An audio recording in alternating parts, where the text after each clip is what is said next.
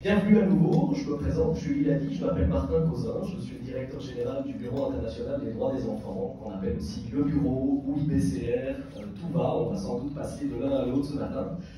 Je suis très content de vous accueillir pour cet espace d'échange, c'est comme ça qu'on l'a appelé, et le nom de l'espace d'échange aujourd'hui c'est accompagner la participation de l'enfant, regard croisé entre la Tunisie et le Canada.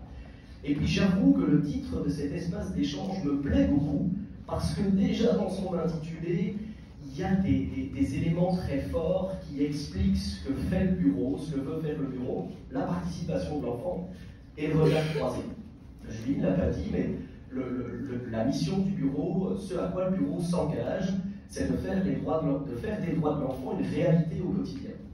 Au Québec, bien sûr, chez nous, au Canada et aussi à l'international, nous avons la chance en ce moment de travailler dans 14 pays, dont 2 pays du Maghreb, le Maroc, la Tunisie, des pays d'Afrique de l'Ouest, des pays d'Amérique latine, Madagascar et l'Afrique centrale aussi avec la RDC.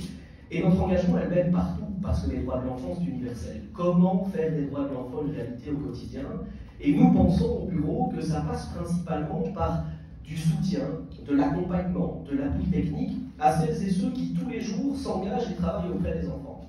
Les droits de l'enfant, c'est du technique, c'est une volonté, c'est un engagement, mais nous pensons au bureau que celles et ceux qui militent, qui s'engagent pour les droits de l'enfant ont besoin d'être outillés, ont besoin d'avoir les clés, ont besoin d'avoir les bonnes pratiques, et que ça demande du coup des compétences. Et c'est une des approches principales du bureau, c'est comment est-ce qu'on peut doter celles et ceux qui travaillent auprès des enfants des compétences clés indispensables, nécessaires pour faire des droits de l'enfant une réalité au quotidien.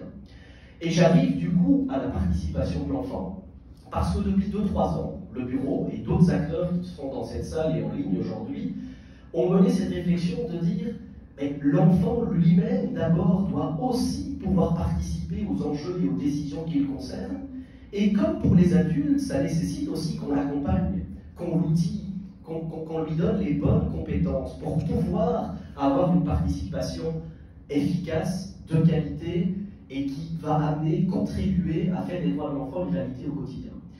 Et on a voulu commencer à réfléchir, à travailler autour de cette notion de compétences clés dont les enfants ont besoin, et en collaboration avec l'Université du Québec en Outaouais, au début de l'année 2023, on a commencé à développer un référentiel de compétences clés pour la participation de l'enfant.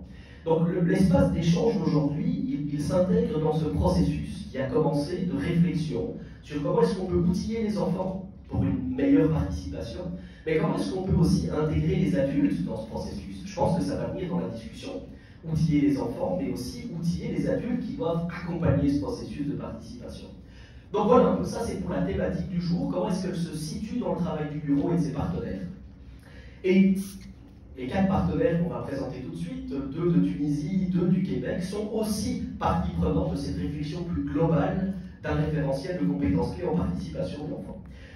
Participation de l'enfant, regard croisé. Regard croisé, ça c'est ce qui me plaît presque le plus dans l'espace d'échange d'aujourd'hui, parce que c'est à l'image du bureau. Je pense que les droits de l'enfant, tout le monde le sait, c'est universel, et on a tout intérêt à échanger entre nous, pas seulement au Québec, avec nos partenaires qui sont ailleurs au Canada, ailleurs à l'international. Et c'est aussi une des marques de fabrique du bureau, c'est de se donner un espace, du temps, de l'énergie pour essayer des choses, pour réfléchir à des nouvelles façons de faire, à des nouvelles pratiques. C'est ce qu'on appelle chez nous le laboratoire social. Et aujourd'hui, on va faire un mini laboratoire social dans le laboratoire social. Comment est-ce qu'on peut tirer profit et bénéfice des pratiques et d'expériences concrètes de chacun pour essayer de se dire ensemble, c'est une bonne idée, réfléchissons plus là-dessus, allons de l'avant. Peut-être que ça, c'était pas une bonne idée, pourquoi? Voilà, donc c'est cette partie-là de la matinée qui m'intéresse, ce regard croisé de la Tunisie, du Québec, de nos amis aussi qui sont en ligne. Je crois me souvenir qu'on doit avoir le Burkina Faso, le Sénégal, peut-être d'autres pays que j'oublie, en tout cas bienvenue, mais regard croisé, ça replaque la Tunisie et du Québec, du coup, enfin, n'hésitez pas. Voilà, je vais m'arrêter là, mais n'hésitez pas, vraiment, on peut parler de choses concrètes, on peut parler de choses pratiques. C'est ça l'idée d'un laboratoire social, c'est qu'on essaie d'être le moins empirique possible. En tout cas, ce matin, c'est allons-y dans ce qu'on a vécu, nous, dans nos associations, dans nos pratiques, ce qu'on a fait avec les enfants, ce qu'on a fait avec les adultes. Et travaillons et réfléchissons à ce qui peut nous unir. C'est ça aussi qui reste l'objectif de cette matinée. Merci à celles et ceux qui vont nous parler ce matin. Vous êtes le cœur de cette matinée et je suis très impatient et curieux de vous entendre et que notre équipe et nos collègues et nos partenaires puissent interagir avec vous. Bon espace d'échange.